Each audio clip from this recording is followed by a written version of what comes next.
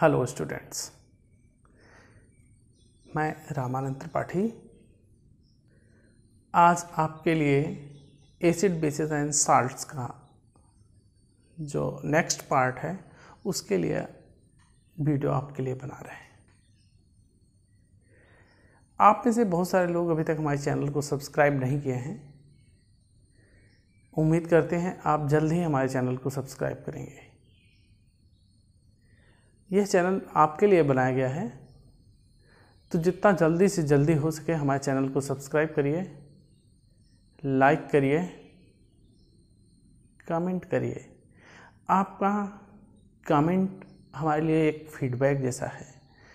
वो फीडबैक हमको पता लगता है कि आप कितनी तन्मयता से वीडियो देखते हैं और समझते हैं। जो आपको अच्छा लगता है वह ज़रूर ही आप कमेंट में हमें बताएं, जिससे कि हम आपके लिए और अच्छी वीडियो बना सकें। हाँ स्टूडेंट्स, प्रिय छात्रों, पिछली वीडियो में हमने आपको बताया था कि जब हम नेक्स्ट पार्ट देंगे तो आपका जो कन्फ्यूजन होता है डाइल्यूट सॉल्यूशन, कंसंट्रेट सॉल्यूशन और स्ट्रांग और वीक में, वह कन्फ्यूजन हम आपका दूर करेंगे। तो डाइल्यूट और कंसंट्रेट एक ही कंपाउंड के सॉल्यूशन को बताने के लिए बताया जाता है। जैसे कोई एसिड लिया है तो उस एसिड का एक गाढ़ा सॉल्यूशन बना दिया जाए जिसमें एसिड का अमाउंट ज़्यादा हो, वह कंसंट्रेट होगा। इसका मेजरमेंट नहीं है कंसंट्रेट और डाइल्यूट का। एक ही कंपाउंड के दो सॉल्यूशन हैं, दोनों का कंपैरिजन है। जो डाइल्यूट है उसमें हमारा कंपाउंड कम अमाउंट में डिजॉल्व है, जो कंसंट्रेट है उसमें हमारा जो होगा ज़्यादा अमाउंट में वह कंपाउंड डिजॉल्व होगा। मतलब जैसे 1 लीटर पानी है उसमें हम 100 ग्राम चीनी डिजॉल्व करें एक में, और दूसरे में हम जो है अगर 500 ग्राम चीनी डिजॉल्व कर रहे हैं 1 लीटर वाटर में, तो इस प्रकार से जो 500 ग्राम वाला सॉल्यूशन बनेगा वो हमारा कंसंट्रेट होगा as compare to the 100 gram of sugar solution. ठीक है, तो इस प्रकार से दो सॉल्यूशन का जब हम कंपैरिजन करते हैं तो वहाँ पर कंसंट्रेट और डाइल्यूट टर्म यूज किया जाता है। एक ही कंपाउंड के दो सॉल्यूशन का जब कंपैरिजन किया जाता है तब इसको यूज करते हैं। अगला टर्म आता है कंसंट्रेट और डाइल्यूट, आपका स्ट्रांग और वीक। तो एसिड और बेस के केसेस में स्ट्रांग और वीक जो है वो टर्म यूज होता है। तो स्ट्रांग एसिड भी होता है, स्ट्रांग बेस भी होता है, वीक एसिड भी होता है, वीक बेस भी होता है। तो स्ट्रांग और वीक जो यह है टर्म, स्ट्रांग और वीक में कुछ एसिड ऐसे होते हैं उनको जैसे ही वाटर में घोल दिया जाए पूरा का पूरा डिसोसिएट हो जाते हैं। मतलब वो आयन प्रोड्यूस कर देते हैं। पूरा का पूरा जितना अमाउंट घोलेंगे पूरा का पूरा अमाउंट वह आयन में कन्वर्ट हो जाता है। ऐसे एसिड जो हमारे होते हैं वो स्ट्रांग एसिड्स होते हैं। और वे एसिड्स जो कि हम वाटर में घोलें और पूरा का पूरा डिसोसिएट ना हो, बहुत कम अमाउंट उसका घुलता है, पूरा डिसोसिएट नहीं होता है, तो ऐसे जो हमारे एसिड्स होते हैं वो वीक एसिड्स होते हैं। ठीक है, सेम कंडीशन हमारी बेस की भी होती है। बेस को अगर वाटर में घोल दें पूरा का पूरा डिसोसिएट हो जाए तो वह स्ट्रांग बेस है, और अगर पूरा नहीं घुलता है तो वीक बेस है। ठीक है, तो इस प्रकार से हम डाइल्यूट, कंसंट्रेट, स्ट्रांग और वीक को डिफाइन कर सकते हैं। तो dilute solution is defined as solution having lesser amount of solute is called dilute solution। जिसमें solute का amount कम होता है वो हमारा dilute solution होता है। Then concentrate solution we can define here that solution having greater amount of solute dissolved in it is called concentrate solution। Dilute and concentrate solutions जो हमारे होते हैं they are of same salt, एक ही salt के होते हैं। Strong acid और weak acid same condition में स्ट्रांग बेस और वीक बेस को भी हम डिफाइन कर सकते हैं। तो पहले हम देखते हैं स्ट्रांग एसिड और स्ट्रांग बेस को स्ट्रांग एसिड और वीक एसिड को कैसे डिफाइन कर सकते हैं। Strong acids, acids which completely dissociates and gives higher number of H plus ion in solution are strong acids.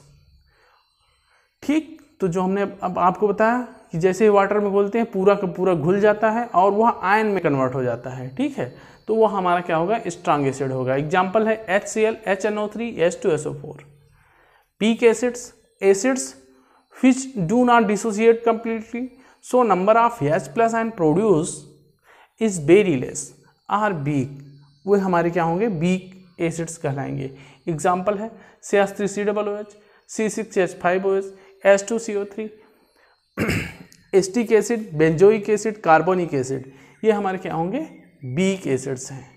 ठीक है, सेम कंडीशन में हम स्ट्रॉन्ग बेस और वीक बेस को भी डिफाइन कर सकते हैं। तो यहाँ पर जो हमारा स्ट्रॉन्ग बेस और वीक बेस में जो कंडीशन होगी उसमें हमारा क्या होगा, H प्लस आयन की जगह OH माइनस लिख देंगे। ठीक है, OH माइनस, एग्जाम्पल आपका चेंज हो जाएगा। ठीक है, स्ट्रॉन्ग बेसिस, इसका एग्जाम्पल होगा NaOH, ठीक है, KOH। तो यहां पे एसिड की जगह बेस कर लेंगे, base which completely dissociates and gives high number of OH minus ion in solution are strong bases. तो बेस जो अच्छे से डिसोसिएट हो जाता है, पूरा का पूरा डिसोसिएट हो जाएगा, 100% डिसोसिएशन होगा, वह हमारा क्या होगा, स्ट्रॉन्ग बेस होगा। Example NaOH, KOH। Weak base, अब वीक बेस भी हम डिफाइन कर सकते हैं। वीक बेस, तो यहाँ पर बेस कर देंगे, base which do not dissociate completely, so number of OH minus ion, ठीक है, OH minus ion produce is very less, or weak, तो वे हमारे क्या होंगे, वीक बेसिस होंगे। ठीक है, तो वीक बेसिस हमारे बहुत सारे हैं, जैसे कैल्शियम हाइड्रोक्साइड है, COH ट्वाइस, और आपका ZnOH ट्वाइस। ठीक है, ये सब हमारे क्या होंगे, वीक बेसिस हैं। ठीक है, अब उम्मीद करते हैं आप लोगों को ये कंफ्यूजन नहीं होगा कि डाइल्यूट और कंसंट्रेट, स्ट्रॉन्ग और वीक क्या क्या कंडीशन है। ठीक है, अगला आपका टर्म है पीएच। क्या होता है पीएच? पीएच जो है यह सिंबल है किसी भी सॉल्यूशन में, हर एक सॉल्यूशन में H प्लस आयन भी होता है और OH माइनस आयन भी होता है। हर एक सॉल्यूशन में H प्लस आयन भी होता है और OH माइनस आयन भी होता है। तो यह जो pH होता है, यह pH मेजर करता है किसी भी सॉल्यूशन में H प्लस आयन कितने अमाउंट में है, H प्लस आयन का कंसंट्रेशन कितना है, वह हमारा pH के द्वारा मेजर किया जाता है, मेजरमेंट होता है। जहाँ पर P जो होता है, P स्टैंड फॉर पोटेंस, ये ग्रीक लेटर का ग्रीक वर्ड्स है जिसका मतलब होता है पावर। ठीक है, पावर आर स्ट्रेंथ। ठीक, P stand for potence which means power or strength, and H stand for H plus ion concentration. H जो है वो H प्लस आयन कंसंट्रेशन के लिए यहाँ पे डिनोट किया गया है। pH पे एक बात ध्यान रखेंगे, P जो होता है वो स्मॉल लेटर में होता है, लिखने में लोग गलती करते हैं। P जो होता है स्मॉल लेटर में होता है, H जो होता है वो कैपिटल लेटर में होता है। ठीक है, और यह H जो है ये इसके पावर के फॉर्म में जनरली होता है। ठीक है, एकदम बगल में नहीं। तो इस प्रकार से pH जो होता है वो लिखा जाता है। ठीक, यह जो pH है किसी भी सॉल्यूशन में H प्लस आयन के कंसंट्रेशन को मेजर किया जाता है, और बेसिकली जो H प्लस आयन कंसंट्रेशन होता है वह एसिड का पार्ट होता है। H प्लस आयन जो होता है वह किसी भी एसिड का पार्ट होता है। तो कोई भी सॉल्यूशन हमारा एसिडिक है या बेसिक है, इसका नेचर हम H प्लस आयन कंसंट्रेशन से ले सकते हैं। ठीक है, तो यह जो pH है यह H प्लस आयन के कंसंट्रेशन को मेज़र करता है, लेकिन जब हम pH को डिफाइन करते हैं तो कहते हैं it is negative logarithm of H plus ion concentration in solution. यह जो है हमारा नेगेटिव लॉगरिथम है। लॉग मैथमेटिकली लॉग होता है आपका, आगे पढ़ेंगे आप लोग टर्म, तो उसका नेगेटिव पार्ट जो है लॉग का नेगेटिव लॉग, ठीक है। और H प्लस आयन के कंसंट्रेशन का नेगेटिव लॉग जब लेते हैं हम लोग तो जो वैल्यू आती है उसको हम pH बोलते हैं, ठीक है। यह जो है H प्लस आयन कंसंट्रेशन को मेज़र करेगा pH, और मैथमेटिकली जो हमारा pH है, mathematically pH is equal to minus log H plus ion concentration. यह जो सिंबल है H प्लस आयन कंसंट्रेशन का है, ये लॉग सिंबल लॉगरिथम के लिए है pH। pH is equal to negative minus log H plus ion concentration, ठीक है। तो किसी भी सॉल्यूशन के लिए pH जो वैल्यू होती है वह हमको बताती है कि उसमें H प्लस आयन कंसंट्रेशन कितना है, ठीक है। जब किसी भी सॉल्यूशन में हम एसिड डालते हैं तो H प्लस आयन का कंसंट्रेशन बढ़ जाता है। जैसे वाटर है, नॉर्मल वाटर है, उसमें अगर हमने एसिड डाल दिया तो वो H प्लस आयन ज़्यादा प्रोड्यूस करेगा, एसिड H प्लस आयन देगा ही, तो वहाँ पर H प्लस आयन का कंसंट्रेशन हमारा बढ़ जाएगा, ठीक है। तो इस प्रकार से जो हमारी वैल्यू मिलेगी pH की वो काफ़ी वैल्यू हमको मिलने लगेगी, ठीक है। अब अगर हमने उसमें बेस डाल दिया तो बेस OH माइनस आयन देगा, OH माइनस और H प्लस मिला करके H2O बना लेंगे, ठीक है। जैसे बेस डाला, बेस जो है OH माइनस आयन देगा, और वाटर में H प्लस जो प्रेजेंट रहेगा यह दोनों मिला करके H2O का फॉर्मेशन ज़्यादा कर देंगे। H2O डिसोसिएट नहीं होने पाएगा, कम डिसोसिएट होगा। तो इस प्रकार से हम यह कहें कि जब हम OH माइनस आयन डाल देते हैं तो H प्लस आयन का कंसंट्रेशन उसमें डिक्रीज होने लगता है सॉल्यूशन में, ठीक है। जैसे ही हम H प्लस आयन उसमें बेस डालेंगे, बेस OH माइनस देगा और H प्लस से ये कंबाइन करके वाटर फॉर्म कर लेगा, जिससे H प्लस आयन का कंसंट्रेशन डिक्रीज हो जाता है, ठीक है। तो this decrease in H plus ion concentration will affect the pH value. तो क्या करेगा, pH वैल्यू हमारी जो होगी उसमें नेगेटिव पार्ट है, तो H प्लस आयन का जो कंसंट्रेशन होगा वो नीचे जाएगा, डिक्रीज हो जाएगा, ठीक है। तो इस प्रकार से हमारी जो 10 की पावर होगी वो कम आएगी, ठीक।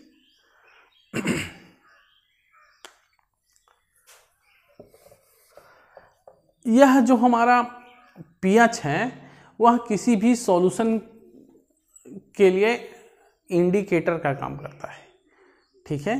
तो pH जो हमारा है उससे हम बता सकते हैं कि यह किसी भी सॉल्यूशन के लिए कितनी वैल्यू है तो हमारा सॉल्यूशन कैसा होगा।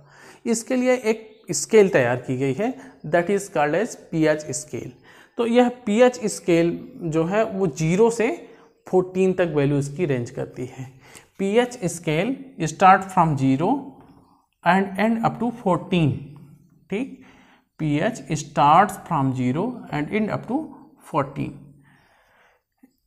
यह 0 और 14 के बीच में रेंज करता है pH स्केल। जहाँ पर 0 जो वैल्यू होती है वह बहुत ही एसिडिक जो सॉल्यूशन होता है उसके लिए pH वैल्यू हमारी 0 आती है, ठीक है। और जो बहुत ही बेसिक सॉल्यूशन होता है उसके लिए pH वैल्यू हमारी 14 आती है, ठीक है। अब इन दोनों के बीच में 7 पड़ता है, तो 7 वह वैल्यू होती है जहाँ पर कि हमारा H प्लस और OH माइनस आयन दोनों के कंसंट्रेशन इक्वल होते हैं, ठीक है। 7 pH वैल्यू पर H प्लस और OH माइनस आयन के कंसंट्रेशन इक्वलाइज कर जाते हैं, बराबर होते हैं, और इस प्रकार जो सॉल्यूशन जिसका pH 7 होगा वो न्यूट्रल सॉल्यूशन कहलाता है। तो वाटर हमारा ऐसा सॉल्यूशन है H2O जो डिसोसिएट अगर होता है तो H प्लस और OH माइनस में डिसोसिएट हो जाता है, ठीक है। तो यहाँ पर जितने H प्लस बनेंगे उतने ही OH माइनस बनेंगे, इसलिए वाटर को न्यूट्रल बोलते हैं, ठीक है। न्यूट्रल pH वही होगा जहाँ पर कि उस सॉल्यूशन में जितने H प्लस हैं उतने ही OH माइनस रहें। तो वाटर ऐसा कंपाउंड है जो कि जब टूटता है तो H प्लस और OH माइनस बराबर संख्या में देता है, ठीक है। इसलिए हम क्या करते हैं, वाटर को न्यूट्रल मानते हैं। तो यह कौन सा वाटर होगा? यह वाटर हमारा डिस्टिल्ड वाटर होगा जिसमें कुछ भी ना मिलाया गया हो। अगर कुछ उसमें मिला दिया गया है कोई और भी केमिकल तो H+ आयन कंसंट्रेशन अफेक्ट करेगा, चेंज हो जाएगा, और चेंज होने की वजह से pH वैल्यू भी कम ज़्यादा होगी। तो ड्रिंकिंग वाटर जो आपका है उसका भी pH थोड़ा सा 7 पॉइंट समथिंग होता है, ठीक है। केवल डिस्टिल्ड वाटर जो होगा उसका pH आपका न्यूट्रल होगा, ठीक है। तो यह हमारी कंडीशन थी आपके pH और pH स्केल की, ठीक है।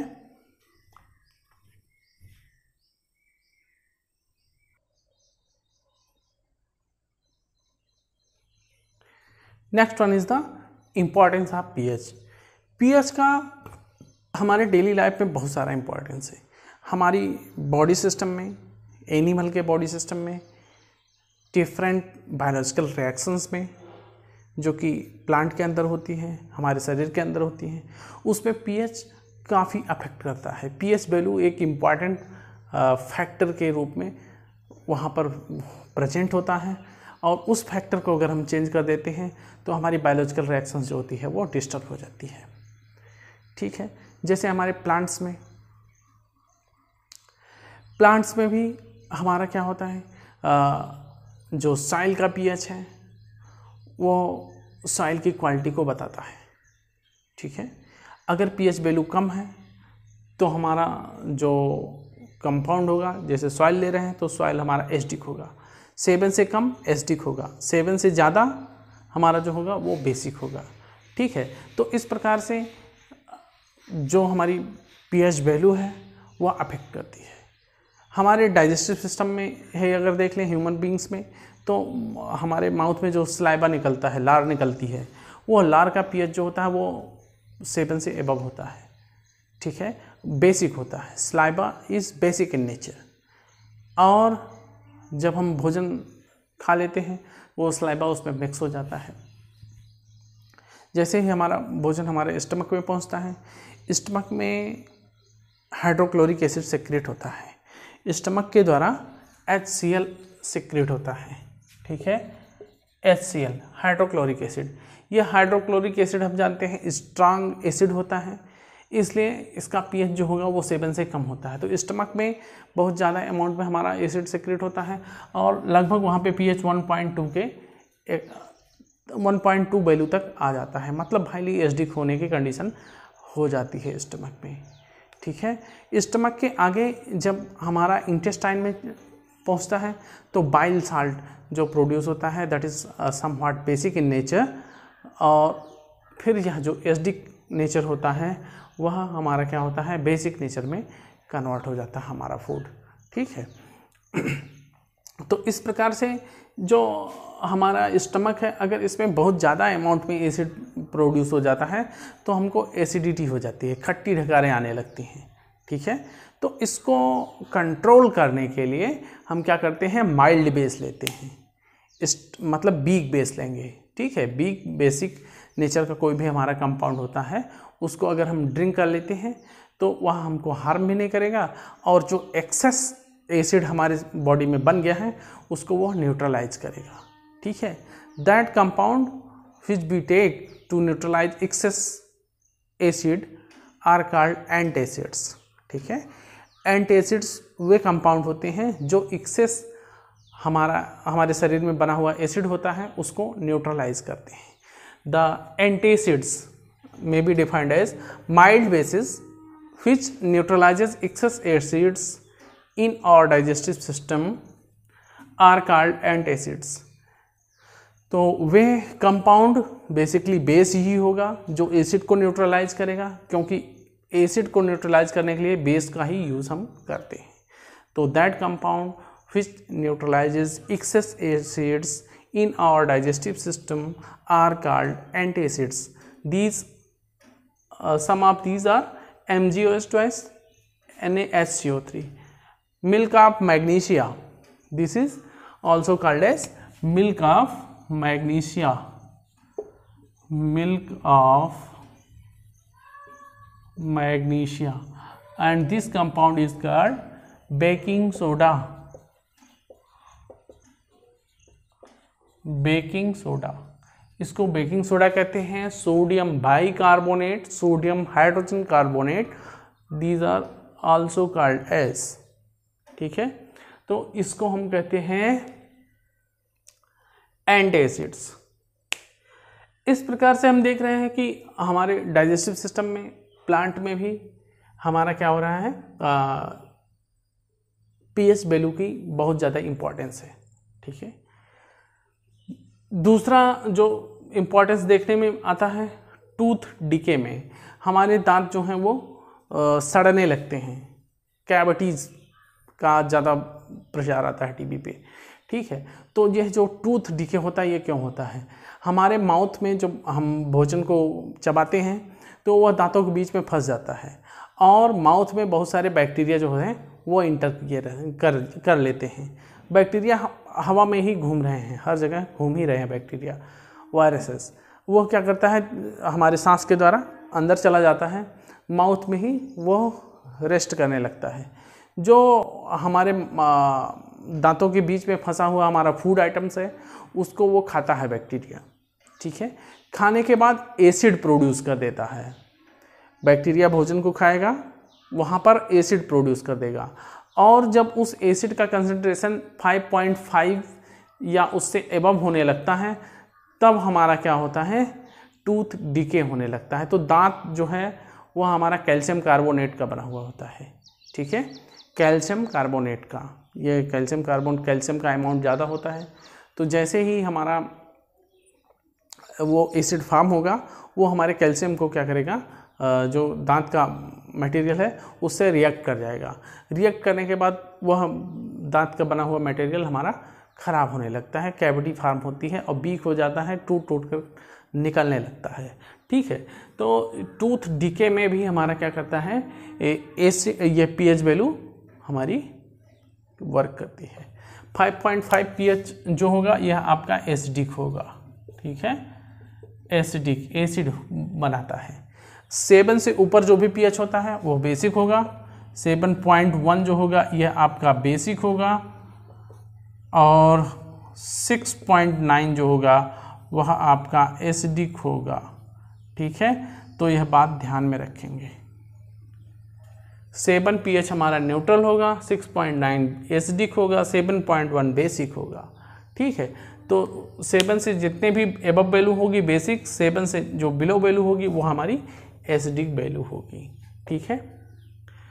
Some animals also use pH values as a self defence.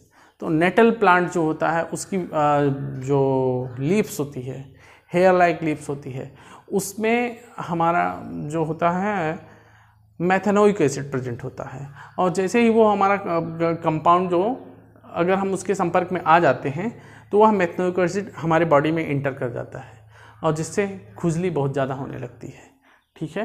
तो यह नेटल प्लांट जो है वो भी एज अ सेल्फ डिफेंस के लिए इस पीएच वैल्यूज़ को यूज़ करता है, ठीक है। नेक्स्ट है साल्ट। What is salt? आपको बताया था न्यूट्रलाइजेशन रिएक्शन में, in the case of neutralization reaction when acid and base react with each other they neutralizes, तो वे क्या करते हैं, एक दूसरे को न्यूट्रलाइज करते हैं।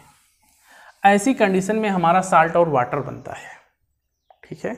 जब एसिड और बेस रिएक्ट करेगा तो वह एक दूसरे के इफेक्ट को एंड करेगा, दैट इज द न्यूट्रलाइजेशन, और इस कंडीशन में साल्ट और वाटर फॉर्म होगा, ठीक है। तो इस प्रकार से हम साल्ट को डिफाइन कर सकते हैं। साल्ट जो होगा यह कंपाउंड हमारा वाटर के साथ फॉर्म होता है by the neutralization reaction between acid and base, ठीक है। तो we can define salt here that compound formed with water by neutralization reaction by an acid and base is called salt, ठीक है। तो वह कंपाउंड जो कि न्यूट्रलाइजेशन रिएक्शन में बनता है वाटर के साथ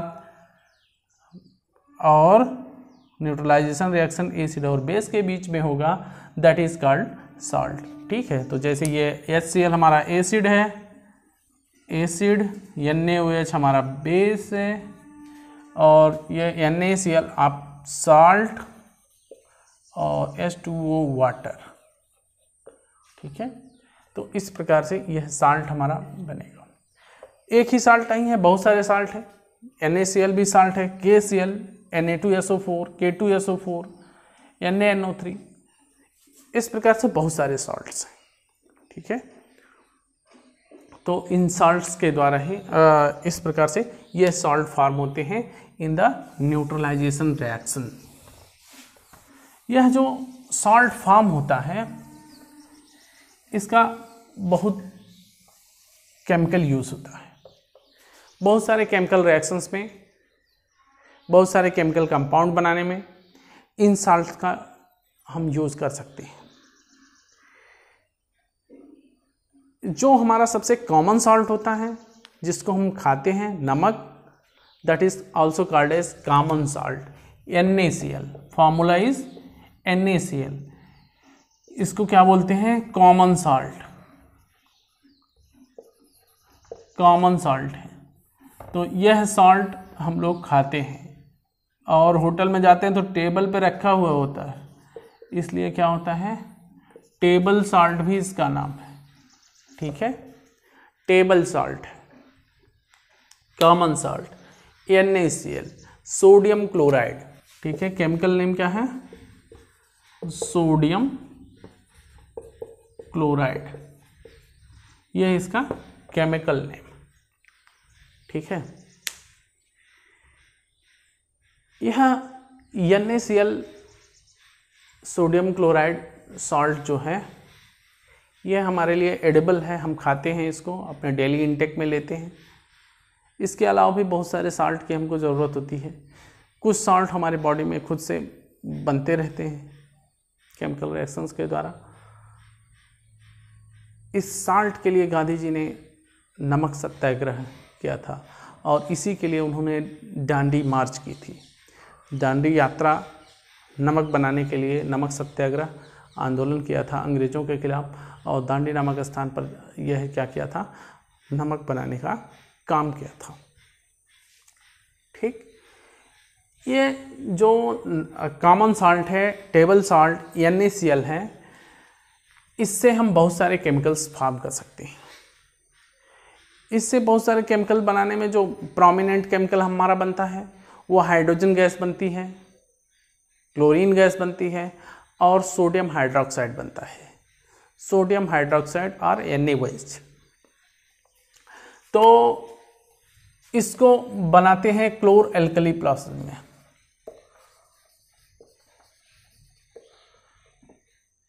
क्लोर एल्कली प्रोसेस, क्लोर एल्कली प्रोसेस से हम क्या करते हैं? NaCl, क्लोरीन गैस और हाइड्रोजन गैस फॉर्म करते हैं। इस क्लोर एल्कली प्रोसेस के लिए एक हम कंपार्टमेंट लेते हैं या एक सेल लिया जाता है। इस सेल में एक इलेक्ट्रोड होता है जिसका नाम है कैथोड। एक इलेक्ट्रोड कैथोड होता है, दूसरा इलेक्ट्रोड होता है एनोड। ठीक है, एनोड हमारा जो है यह पॉजिटिव नेचर का होता है, पॉजिटिव चार्ज होता है इस पे, कैथोड पर नेगेटिव चार्ज होता है। ठीक है, इस सेल में NaCl का एक्वस सॉल्यूशन फिल किया जाता है, एक्वस सॉल्यूशन, और इस एक्वस सॉल्यूशन को ब्राइन बोलते हैं। Aqueous solution of NaCl is called brine. तो ये ब्राइन क्या है? Aqueous NaOH, sorry aqueous NaCl। NaCl aqueous रहेगा, उसको ब्राइन बोला जाता है। ठीक है, अब यह जो हमारा है सेटअप, इस सेटअप में क्या करते हैं? इस सेटअप में हम इलेक्ट्रिसिटी फ्लो कराते हैं। ठीक है, ये क्लोर एल्कली प्रोसेस है। तो जब नमक का घोल बना दिया जाता है, नमक के घोल को ब्राइन बोलते हैं। ठीक है, नमक का घोल ब्राइन होता है, कहलाता है। तो जब नमक का घोल इसमें घोल दिया जाता है वाटर में, तो वाटर में H+ आयन कुछ होता है, कुछ OH- आयन प्रेजेंट होता है, ठीक है। और जैसे ही NaCl इसमें घोल दिया जाएगा, Na+ और Cl- आयन में कन्वर्ट हो जाता है। NaCl Na+ और Cl- में कन्वर्ट हो जाता है। तो यह कंडीशन इसकी होती है, ठीक। यह NaCl जो है जब घोल में ये प्रेजेंट है, जैसे ही हम इलेक्ट्रिसिटी इसमें फ्लो कराते हैं, यह Cl- जो है वह पॉजिटिव इलेक्ट्रोड की तरफ मूव कर जाता है, Cl- एनोड की तरफ मूव कर जाता है। H+ और Na यह क्या करते हैं, कैथोड की तरफ मूव करते हैं, ठीक है। तो बेसिकली H+ और OH- का कंसंट्रेशन बहुत कम होता है, Na और Cl का कंसंट्रेशन बहुत ज़्यादा होता है, ठीक है। तो यहाँ पर Cl- इस इलेक्ट्रोड पर पहुँच करके क्या करती है, Cl के फॉर्म में आ जाती है। इस प्रकार से दो Cl एटम्स मिलकर के Cl2 बना लेते हैं यहाँ पर, और यह Cl2 गैस जो है वो बाहर निकलती है एनोड से, ठीक है। दो Cl एटम मिलकर के Cl2 बना लेते हैं। H+ और OH- इनका कंसंट्रेशन बेसिकली कम होता है, और इस वजह से यहाँ पर जो वाटर अमाउंट प्रेजेंट होता है वह हमारा ब्रेक होने लगता है, बहुत ही कम अमाउंट पे होंगे।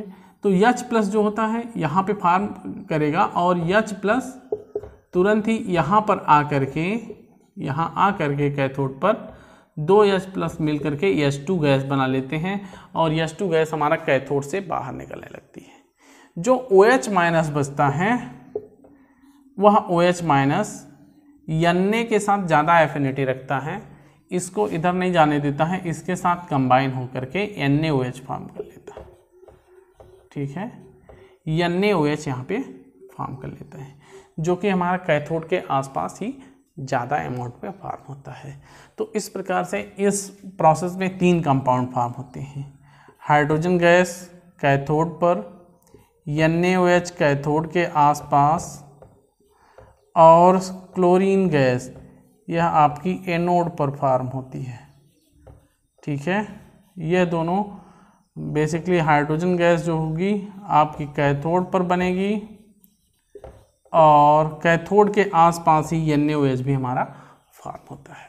This is the chlor alkali process, ठीक है। अब इस क्लोर एल्कली प्रोसेस से हमको 3 प्रोडक्ट मिलते हैं, हाइड्रोजन गैस, क्लोरीन गैस और सोडियम हाइड्रोक्साइड, ठीक है। तो इन 3 कंपाउंड से मिलकर के हमारी बहुत सारी केमिकल रिएक्शंस होती हैं, बहुत सारे डिफरेंट कंपाउंड्स भी हम बना सकते हैं, ठीक है। तो डिफरेंट कंपाउंड्स बनाने में आपका सबसे पहला कंपाउंड है ब्लीचिंग पाउडर। ब्लीचिंग पाउडर जो होता है वह क्लोरीन गैस के साथ मिलकर के बनाते हैं, ठीक है। कैल्शियम हाइड्रोक्साइड, स्लैग्ड लाइम, बुझा हुआ चूना, सूखा चूना, चूने का पानी और बुझा हुआ चूना, दोनों का क्या होता है, फॉर्मूला एक ही होता है। बुझा हुआ चूना और चूने का पानी, दोनों का फार्मूला CaOH ही होता है, ठीक है। इसका क्लोरीन गैस के साथ रिएक्शन करा देते हैं, यह बना लेता है CaOCl2 plus H2O, water form कर देता है। This is called as bleaching powder. Bleaching powder, यह ब्लीचिंग पाउडर जो होता है हमारा फॉर्म होता है, ठीक है। तो इस प्रकार से कहने का मतलब यह है कि क्लोर एल्कली प्रोसेस से जो हमको 3 प्रोडक्ट मिलते हैं, उन 3 प्रोडक्ट से हम बहुत सारे प्रोडक्ट बना लेते हैं।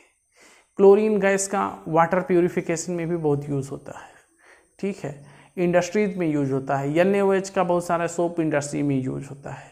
हाइड्रोजन गैस का बहुत सारी जगहों पे यूज होता है, हाइड्रोजनेशन रिएक्शन में यूज होता है, वेजिटेबल ऑयल से घी बनाने के लिए यूज होता है, ठीक है। तो इस प्रकार से जो भी केमिकल हमारे फॉर्म हुए साल्ट्स के द्वारा, उनका बहुत सारी जगहों पर यूजेस है, कॉस्मेटिक इंडस्ट्री में यूज है, ठीक है, फैब्रिक इंडस्ट्रीज़ में यूज है, कलरेशन में यूज है। ठीक, तो इस प्रकार से बहुत सारी जगहों पर जो केमिकल फार्म होते हैं उनका यूज किया जाता है, जिसमें से कुछ प्रोमिनेंट केमिकल्स जो आपको पढ़ने हैं उसमें से एक है आपका ब्लीचिंग पाउडर। ठीक है, तो नेक्स्ट स्टार्ट करते हैं। लेकिन आप में से बहुत सारे लोग हैं जो हमारे चैनल को सब्सक्राइब नहीं किए हैं। चैनल को सब्सक्राइब करिए, वीडियो वॉच करिए, हमको कमेंट में बताइए क्या अच्छा है वीडियो में, क्या अच्छा लग रहा है। ठीक है, बहुत बहुत धन्यवाद आज आप लोगों के लिए। कल हम फिर मिलते हैं आप लोगों से। ओके।